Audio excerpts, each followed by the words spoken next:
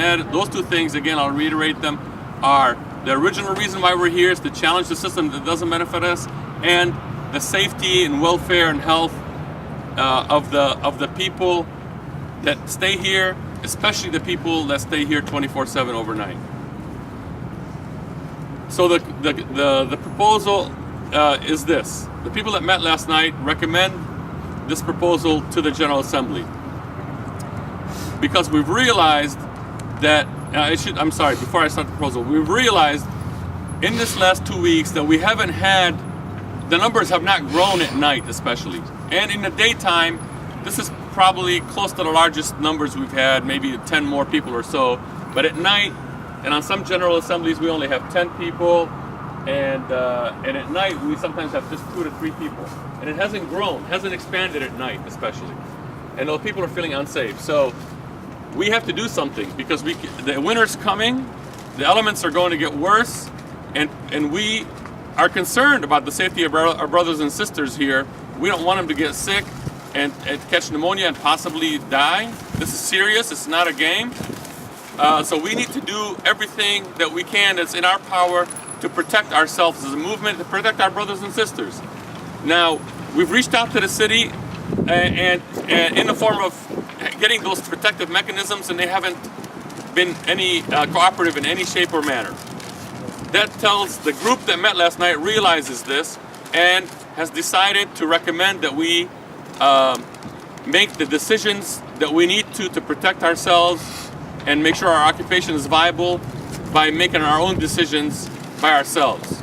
That we're not going to look for the city because they haven't come and cooperated. We're not going to look for them anymore to do what's necessary to make sure that we have a valid and sustainable occupation as well as the safety of the people. And the proposal addresses that. And the proposal is this. Hold on a second. Okay. All right, go ahead with your proposal. The group yesterday realized that in order for the occupation to remain sustainable at this location 24/7, we need to increase our numbers. And since the numbers have not by themselves increased, we are asking the people that are present here that we want to. The proposal is for us to go ahead and do what is necessary to protect our safety and our health at this location. And that means, whatever it means, it could include, and is not limited to, putting up tents without getting permission from the city, actually bringing tents, erecting them here, tarps, covers, whatever is necessary that keeps the place safe, not just for the people that are staying 24/7, but the people that use the park during the day and so forth. That we need to do that ourselves because the city is not cooperating with us. So the proposal is to do that, and there's additions to the proposal, and that is we realize that there is the possibility that once we do that, the city may come and most likely will come and say, you need to take the tents down right now.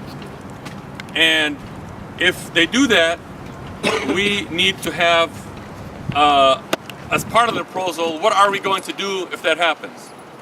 So what we're recommending is a non-violent civil disobedience direct action. But to do that, and I'll explain what that is in a minute, but to do that, we can't have just the 2 to 3 people that are spending here at night. We need people to come forward today, and right now, this General Assembly, to do that. But before you come forward, before we ask who can come forward, I want to explain what that means. A non-violent civil disobedience direct action may be self-explanatory. First of all, it's non-violent, so there will be no violence. We condemn any sort of violence. But what it means is that in the terms of the tents and the shelter that we're proposing, we have here on site to protect us. If they do come to take it away or tear it down or ask us to leave or ask us to take it down, we're going to say no, we're not going to take it down because we need it for our shelter and our safety. Thanks. and it's our right to be here in a public place to protest this unequitable system that we are against. If they say then, well, if you don't take it down, we're gonna have to take it down and we're gonna ask you to leave and remove you, then we are going to want to non-violently resist. And the way we would do that would be to sit down, lock arms together, and not agree to go. Agree to make a stand, in other words, but non-violently. So if they do want us to leave, then they have to use force to carry us, pick us up, maybe handcuff us and put us in their wagons or whatever it is that they do to take us away. But we're not going to go away without resisting. But this resistance, again, I want to keep reiterating, is going to be non-violent. We are making this recommendation because it will only work, we believed yesterday, if there's at least 20 to 30 people willing to do this. We can't have just 2 or 3 people. And we cannot continue to stay here unprotected from the elements and subjected, and in small numbers subjected to being out in the 24/7 in the middle of the night outdoors without a number of people. So what we need are people that are willing to help facilitate that process. So again, the proposal is, we're asking you, we need 20 to 30 people that will agree to make a stand, to come forward and say, I'm willing to take a stand to, first of all, agree with this proposal. Second of all, once I agree with it, that I'm going to help facilitate gathering the necessary resources and materials to put up the shelter, and willing to be here myself to non-violently resist the occupation.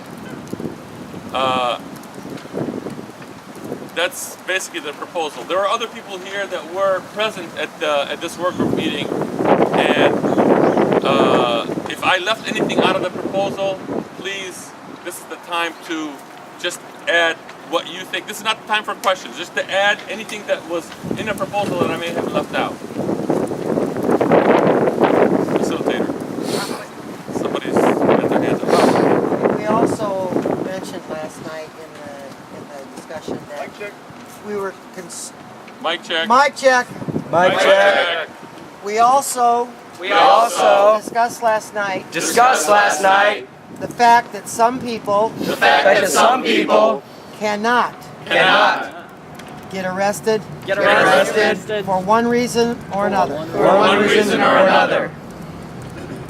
So we need to put together a telephone list or an email list so that people can be notified of the situation. Thank you, let me thank you for bringing that up, and that is something I left out inadvertently. So I'll address that. As part, in addition to the people that will come forward that are willing to be arrested, possibly be arrested. This may not happen, but it's also a good possibility. And for the people that are willing to take that step forward, we also need others to be present that are going to be what we call a support team. So if you're not willing to be arrested, then you don't sit down and you don't lock arms with the ones that do. If the police ask you to leave, and they say you got to be 30 feet away or you got to leave, and they don't say anything, you just leave. You move as far back until the police stop telling you to leave. But you need to be part of the people that are going to, if this does pass, part of the people that will meet afterwards to discuss what the role you as a support team will play. And those will include, but are not limited to, for example, calling a legal team, calling others to come and support, and a bunch of other stuff that will be discussed as part of the logistics discussion if this were to pass. But no, what'd you say, calling a legal team, and what else? I just gave an example of what are some of the things that the support team that is needed, what are some of the responsibilities that they will have. one of them will be to call a legal team, to call others to come. For example, another example could be that if the people that are here that do take a stand in a nonviolent civil way and are hauled away by the cops, we want to make sure that also whatever we have here gets protected. So the people's support team might also be responsible for picking up some of the stuff and making sure it stays with Occupy Toledo instead of being impounded by the police or something. But there'll be other things that the support team will have to do. I'm just giving those as an example, just to say that we need a support team. As part of this proposal, there's that also. So the proposal on the table basically realizes that we cannot continue in a present manner by just having very few numbers here, and that also realizes that in order to maintain the integrity and essence of the reason why we're here to begin with, we need to challenge the system, and we need to take care of one another. And we can do both those things by putting up the tents and whatever other shelter we need and making our stand here. And hopefully, and I